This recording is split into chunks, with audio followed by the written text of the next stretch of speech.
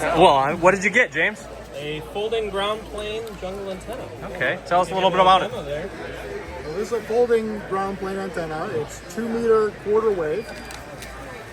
Deploy it, just do that. Oh, look at that. And so you just hang it up. You just hang it up. Nice. Use BNC, female BNC. Yep. Fold it up again. Slide the struts back up.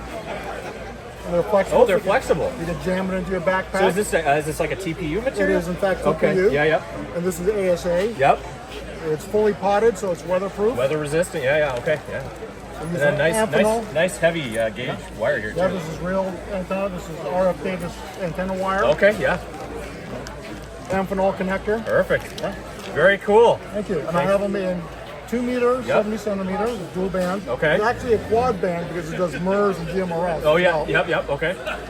For the 3 people in the country that use 1.25 meter. We're all on 2 We're all on it right now. Yeah. There you go. There you go. That's for you. Nice. And then I have it 70 centimeter GMRS for all my GMRS folks. Okay. Nice. Very cool. Thanks for That's letting cool us take design. a look. Really cool. And then if they wanted to buy one online, where can they go?